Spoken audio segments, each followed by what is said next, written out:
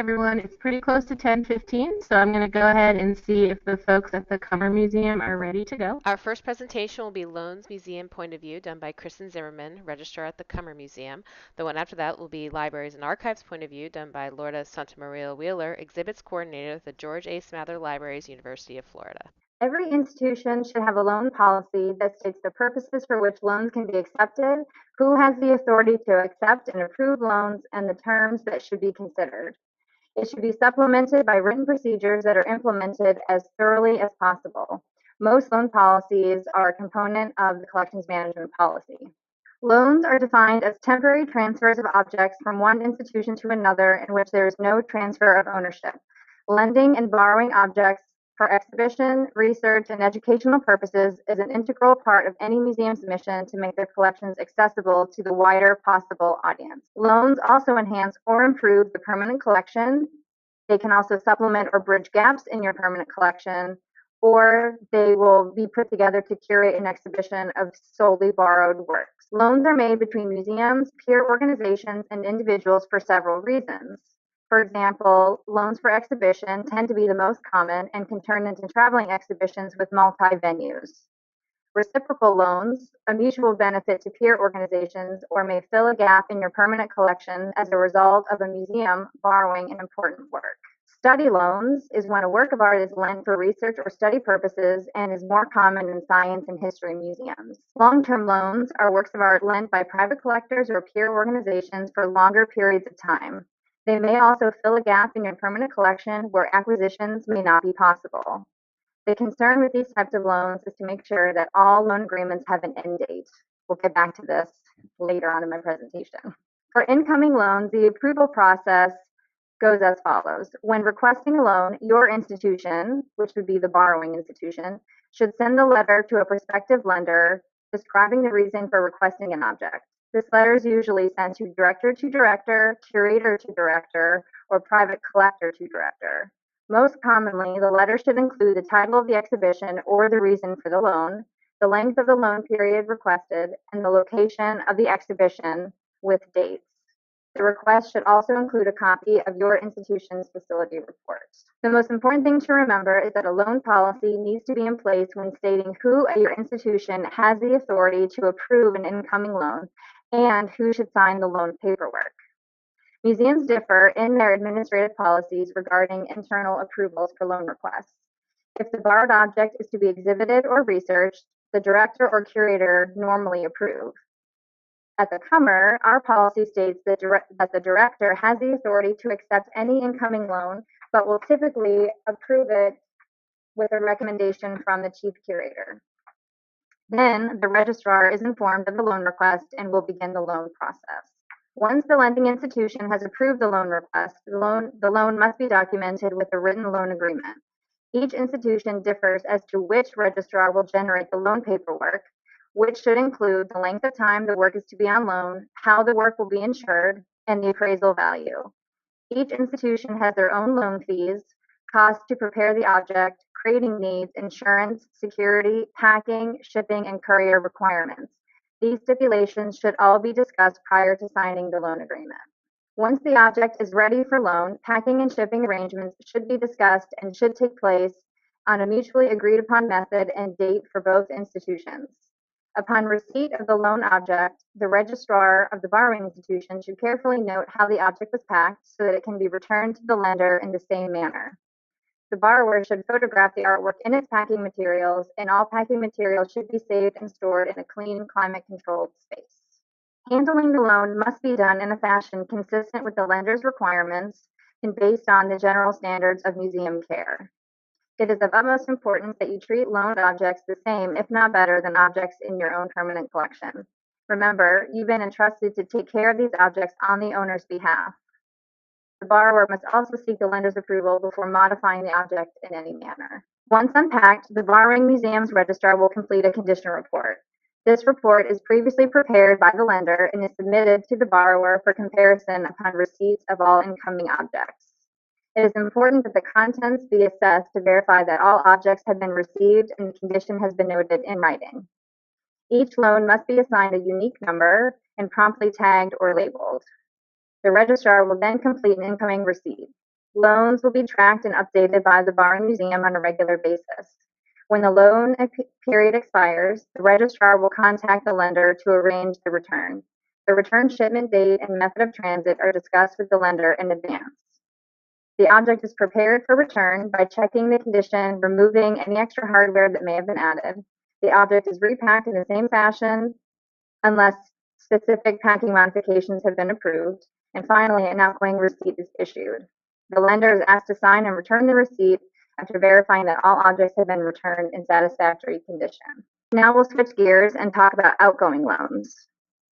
I believe that more emphasis is put on the loan process for outgoing loans because it has to do with lending an object from your museum's permanent collection. When a request for an outgoing loan is received, as previously mentioned, it should include a formal letter providing written documentation that supports the reason for the loan and a standard facility report for the borrowing institution. These documents are an essential part of the application process and should be reviewed carefully as to ensure that the borrower follows best practices. For a loan to an exhibition, any additional venues must be secured and discussed in the documentation, and the venue's facility report must also be included. When reviewing the loan request, the following items should be considered. The curator should approve the project in general and indicate the availability of the loan based on known projects. The registrar should check for other commitments during the loan period and should check for any legal restrictions, such as the donor's restrictions or U.S. Customs or Fish and Wildlife restrictions. The conservator or registrar should examine the condition of the object to be loaned and evaluate if the object is stable and able to withstand the rigors of travel and additional handling. They should also check to see if the object is too fragile to be displayed. They should also consider if the object has traveled extensively or has been exposed to long periods of light. They should also consider any special restrictions that may need to be placed on light or general environment as a caveat if the loan is approved.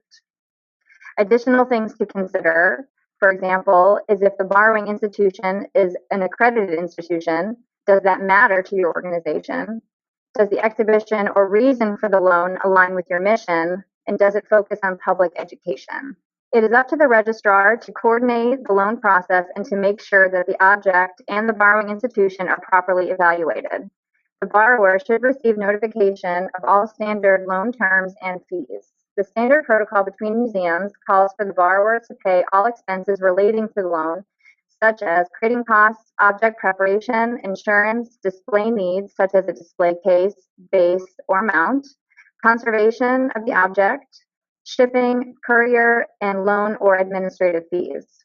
Responsibility for these costs should be discussed prior to signing the loan paperwork. The outgoing loan approval procedure begins by the director or curator notifying the registrar. The registrar will create a loan approval checklist and reviews the facility report.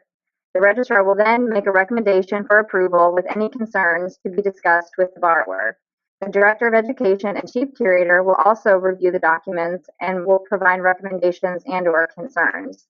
Then, at my museum, it goes to the Director for final approval.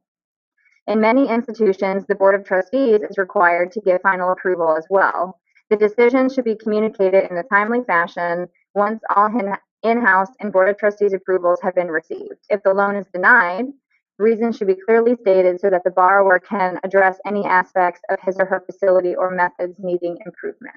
If the loan is approved, the approval letter is generated by the registrar along with the borrower's agreement that lists all the special recommendations or stipulations that we previously discussed. Institutions differ on who signs this form. It could be the director, the curator, or registrar. However, whoever is authorized to sign the loan documents should also be included in your policy. Some loans must be prepared adequately for travel. This may include conservation work such as minor repair, reattaching a loose fragment, or touch-up of minor paint losses. The registrar should check the matting, framing, glazing, plexiglass, and mending plates depending on the type of object to make sure they are fit for travel.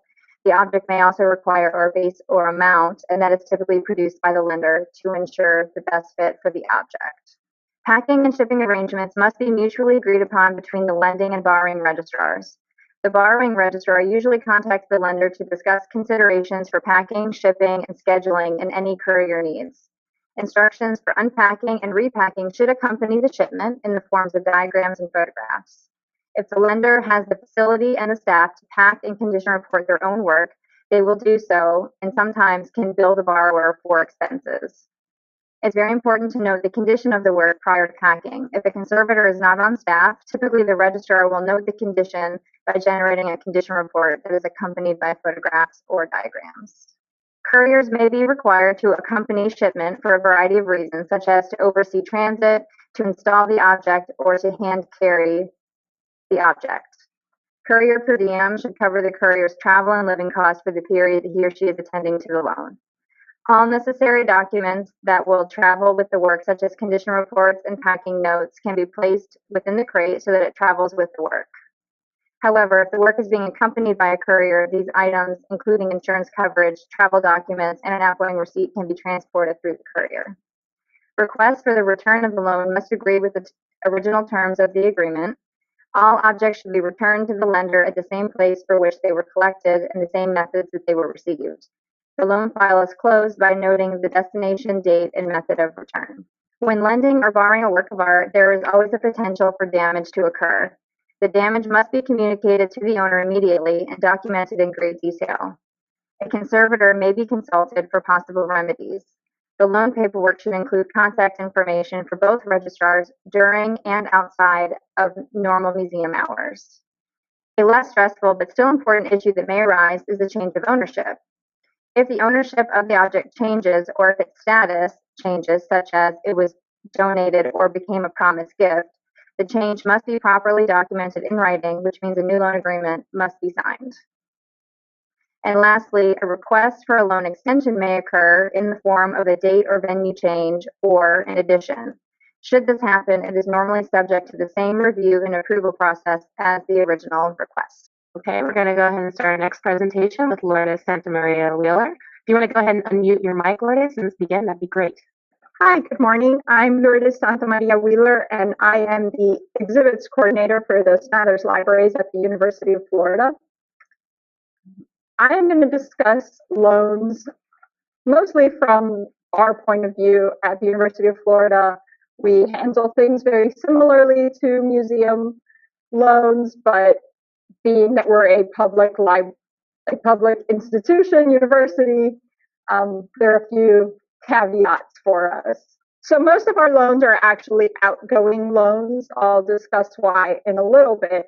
But the way our outgoing loans occur is also very similar to what Kristen said. We usually receive a loan request from another institution. And the first thing I'm going to say is actually our loans are strictly for exhibition purposes. We do not give loans for research purposes because that is handled through our interlibrary loan procedures, and that is just for circulating collections. So these are mostly outgoing loans for non-circulating materials for exhibition purposes. And the requests come in either to our Dean of Libraries, to our Chair of Special and Area Studies collections, or most of the time directly to one of the curators. That request is then forwarded on to myself, where I review it and I request all necessary documentation.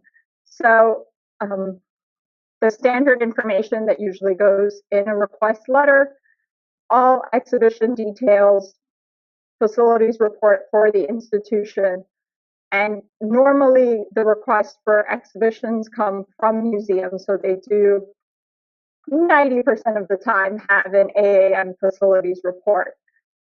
And then we request any insurance information from them as well. Because we are a state university, we are self-insured, meaning if something were to happen to any of our materials, the university covers it. We have recently secured an independent policy just for exhibitions. The approvals for outgoing loans happen simultaneously from a lot of different departments, from myself, the exhibits coordinator, as well as the collection curator, our preservation librarian, and ultimately the dean or associate dean of the libraries makes the final choice. Things that we usually consider for any outgoing loans is, of course, is the item available? Because we are a research institution, many times that is the reason items are not available. There are things that we know there will be a research visit for. A lot of our university professors utilize the collections as course materials, things of that nature. And we then work with potential borrowers for alternate items, as well as then, of course, the item condition. Because many of our items are paper-based, they are subject to a lot of light exposure, and many books are often borrowed and requested for viewing of specific plates. So we track which plate has been displayed in order to minimize the light damage to specific pages separate from the entire volume. And of course, the borrower intent, as I said, for exhibition purposes, not research purposes. We do not loan to individuals either, not even any other campus department if it is not for an exhibition purpose. Incoming loans are very similar for us. I will say, if you notice, this is not the University of Florida libraries shown on your screen. This is Vanderbilt University after they renovated their central library. At the University of Florida libraries, we do not handle very many incoming loans, and the reason for that is our facilities report does not meet the requirements for most lending institutions. Vanderbilt did renovate, and they do meet many requirements and have the appropriate care available, so they have borrowed wonderful things, such as an entire costume from the Metropolitan Opera. The loan form is exactly the same. When we have borrowed in the past, it is normally from private individuals and private collectors, and they are more willing to work within the facilities we do have available to us. As I mentioned, the separate insurance policy, because we are self-insured, separate insurance policy now covers all exhibition loans. For state institutions, this is extremely important because insurance isn't normally discussed for us. As well as security. Library security is quite different than a museum security. We do not have staff that just sort of monitors visitors, as well as they're extremely public spaces with a lot of traffic. Anything that comes in and out of the libraries should be condition reported the same way as it would a museum. There are collections entrusted to our care. So you see our condition report form where we do note anything with images attached before they leave our facility. Condition reports, we do not have a registrar. Condition reports are handled by myself and the preservation librarian. Our loan agreement is also very similar to any standard museum loan agreement you would see. Because we are, again, a state university, it had to be vetted via the university lawyers as an additional step before we could ever enact them. Loan agreements are, once all loan requests have been generated, the agreements are prepared by myself with information from the curators and ultimately approved by the associate dean of the libraries. So again, as I mentioned, insurance is extremely important to us. Many of the materials within libraries are rare, possibly one of a kind in the nation. Certainly for us being a public institution, many of the materials are unique in the fact that they are publicly owned. Securing additional insurance for a state institution, I highly recommend it, but I will also note that it is not as straightforward. As a museum, there's a lot of additional documentation that has to be generated that an insurance company may not quite understand exhibitions within a library. So be aware of that, but it does not mean you should not pursue it. The approval plans for exhibitions within the library, specifically to the University of Florida, occur first from the curatorial level, then our preservation librarian, then myself, and the ultimate signing authority for us is only with our associate dean or dean. The curators do not have the authority to sign any loan document or approve any loan document. but they may recommend approval. And this is a point of contention within universities as well, simply because of the organizational structures of the library. So places where the library is normally loaned to for exhibition purposes, as I said, museums is our biggest requester. Campus museums, and we are a very large university, campus museums often request it, but as well, some not as commonplace, the airport galleries have requested loans in the past, and we've made modifications of only sending reproductions to them. Again, they could not meet that facilities report. So questions? Thanks, Lourdes. That was really interesting. I have a couple questions because I tend to have questions. But I would like to open the mic to the other locations first to see if they have any questions. So I'll go ahead and check in with the folks in South Florida at the Atatiki to see if they have any questions about the two presentations we just heard about. We're good.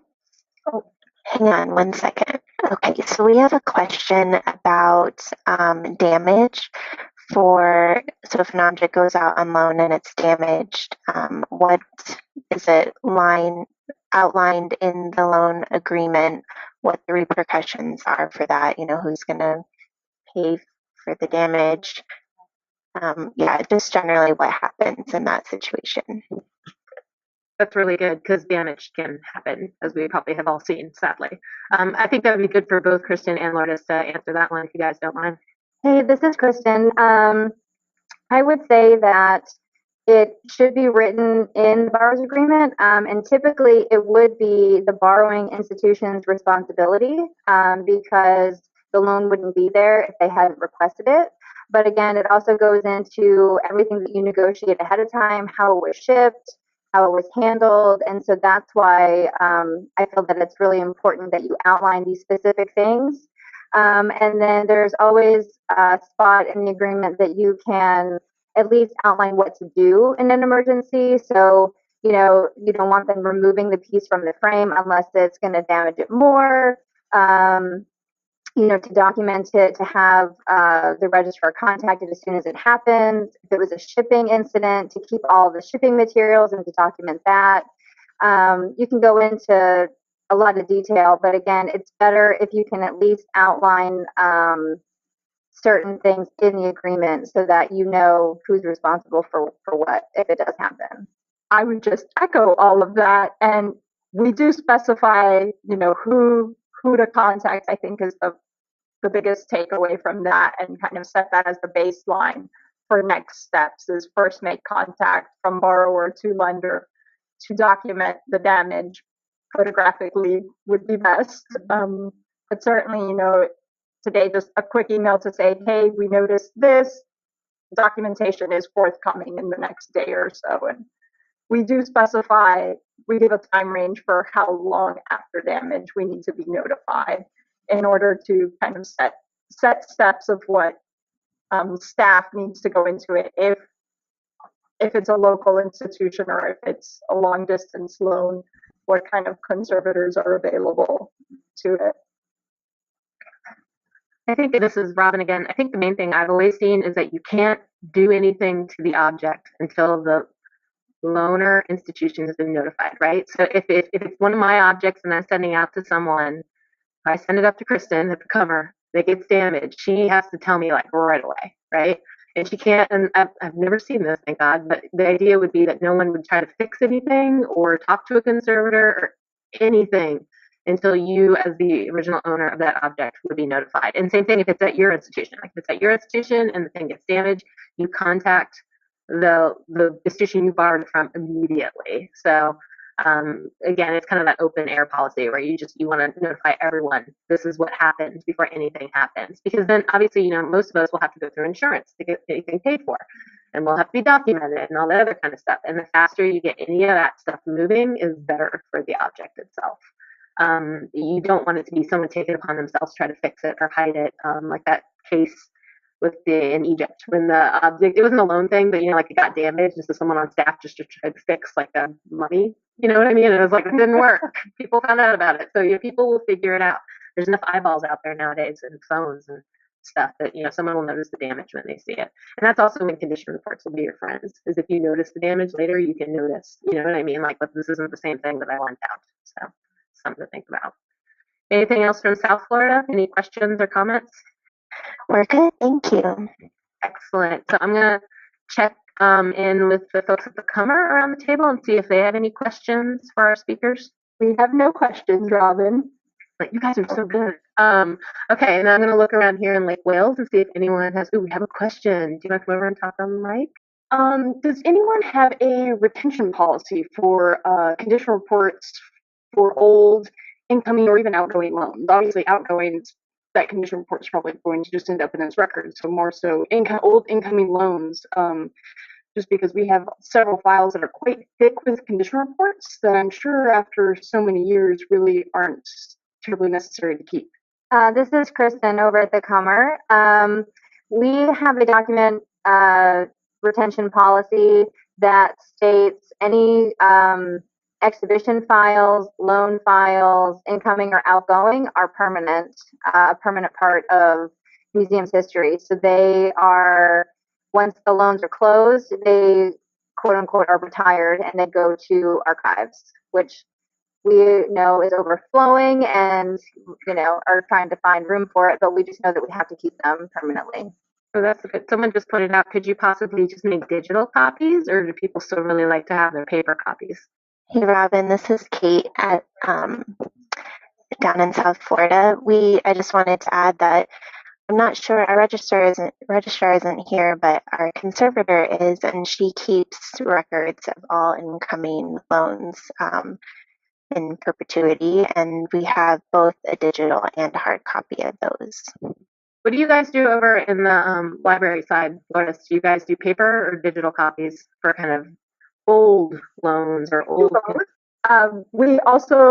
We don't have an officially written policy that we will keep it forever and ever. Our loan program is officially only 4 years old, but so far we've kept everything for 4 years. Any loan agreements are kept physically and digitally. A copy goes to the library administration files, and a copy stays with the exhibits files. For condition reports, those are actually kept digitally only. It's just we're a library and we like digital things, but they are kept in a sort of central administrative area where anybody could access them if they really needed to. Are there any other questions from here in Lake Wales?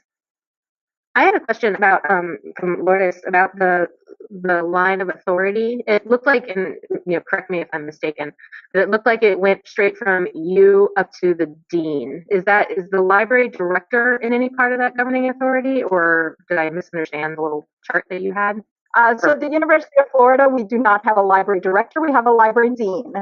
She is dean of the libraries, and there are 3 associate deans below her. Exhibitions report straight to an associate dean, and so he is really the signing authority for her. There's only ever been once that she wanted to get in on a loan, but she usually stays out of it and that's transferred to the associate dean, but that is because exhibitions report straight up to him. Gotcha. And then one thing I just kind of wanted to point out in general, we're talking about, as everyone probably saw, these were loans that were treated pretty much like exhibition museum style loans, right? I know libraries, and again, please correct me if I'm wrong because I'm basically a museum person, but I know a lot of libraries will have interlibrary loan, right? Like, objects going to and from libraries. That's kind of not what we're talking about here, because that is such a different procedure. We were looking at this topic more as Lourdes has said, like, you guys are doing kind of special collections, one-of-a-kind items. They're probably going up for exhibition or some sort of public viewing as compared to being used for like a research purpose.